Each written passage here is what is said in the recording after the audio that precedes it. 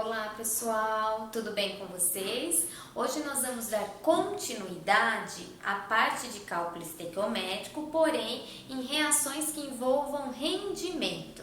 Então eu trouxe um exemplo aqui para vocês em que no processo de obtenção de ferro a partir da hematita, a hematita é quem? O óxido de ferro 3. Considere a reação. Então 1 mol de óxido de ferro 3 reagindo com 3 mols de carbono, formando 2 mols de ferro metálico, mais 3 mols de monóxido de carbono. O que ele quer saber? Utilizando 4.800 kg de hematita e supondo um rendimento de 80% na reação, qual será a massa de ferro obtida? Então, no cálculo estequiométrico, nós vamos ter que relacionar os dados, do problema com os integrantes que ele deu. Então, quem foram as substâncias que ele envolveu nesses dados? Foi a hematita, uma delas foi a hematita, e a outra foi o ferro metálico. Então, nós vamos ter que fazer o cálculo estequiométrico utilizando essas duas substâncias. Qual é a relação estequiométrica? A reação já está balanceada, então 1 mol de Fe2O3 forma 2 mols de ferro metálico. Mas o problema não nos forneceu os dados em mol, e sim em massa. E nós já aprendemos que então a gente pode converter o mol para massa. E é isso que nós vamos fazer. Então, lembrando que a primeira linha da regra de 3 sempre são os dados estequiométricos, nós vamos fazer essa conversão de mol para massa. Então, 1 mol de Fe2O3, ele já deu aqui para nós, equivale a 159,6 gramas. Então, 159,6 gramas. Está para 2 vezes, porque aqui são 2 mols, e ele nos deu para 1 mol de ferro metálico, que é 55,8 gramas. Então, o que eu fiz? Só uma conversão de mol para massa. Agora, eu vou colocar o dado que o problema me deu. O dado que o problema me deu foi o quê? 4.800 quilogramas de hematita, que é o óxido de ferro 3. Lembra, se aqui está em quilogramas, sempre é interessante deixar tudo na mesma unidade. Então, eu vou passar o quilograma para grama. Lembrando que aqui 1 quilograma é a mesma coisa que 1.000 gramas. Então, só é multiplicar por 1.000. Então, vai dar 4.800.000 gramas. E aqui vai dar um valor de X. Esse X, ele vai ser igual a 3.356.391 gramas. Tá? De ferro que seria obtido. Só quando a gente faz o cálculo estequiométrico com os dados da reação, significa que essa massa aqui obtida seria o quê? Para 100% de rendimento. Mas o problema nos falou que não vai ser 100%, e sim 80% de rendimento. Então, a gente vai fazer a outra regrinha de 3, que é o quê? 3.356.391 gramas seria se fosse 100% de rendimento. Como não vai ser 100% e sim 80% de rendimento, qual vai ser o valor da massa de ferro que vai ser obtida? Vai dar um valor de 2.681. 2.685, aliás. 1.113 gramas de ferro que serão obtidos supondo 80% de rendimento para esta reação. Então, quando a gente tem que fazer cálculo de rendimento, é isso que deve ser levado em consideração. Sempre o rendimento da reação, quando a gente utiliza os cálculos, a proporção estequiométrica, é para 100%. Como ele falou que é 80%, então eu coloco o igual embaixo de igual e vou achar que a massa de ferro obtida foi essa. Agora eu vou passar um segundo exemplo para vocês fixarem bem esse conceito de rendimento. Então agora, fazendo com vocês o segundo exemplo sobre rendimento, o que nós temos? Considere a reação.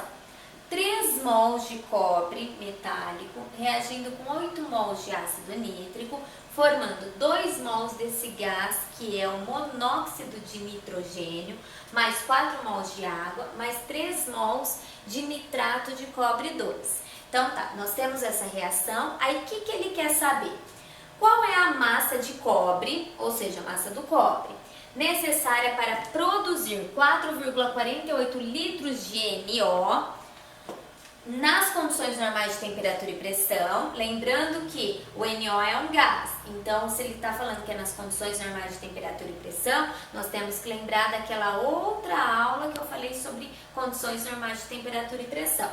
Aí ele quer saber no qual o rendimento da reação para produzir este volume de gás foi de 50%. Então ele já falou que para produzir este volume de gás, a reação não teve 100% de rendimento, e sim 50% de rendimento. Então, se para produzir esse volume 50% de rendimento, qual que vai ser a massa de cobre que vai ser utilizada? Lembrando que a gente já sabe que vai ser 50%. Então, para utilizar a massa de cobre, descobrir, aliás, a massa de cobre, nós vamos ter que ver como que seria esse 100%. Então, vamos ver como que a gente faz o cálculo. O que a gente tem que relacionar? O cobre com o monóxido de nitrogênio. Então, nós temos que 3 mols de cobre formam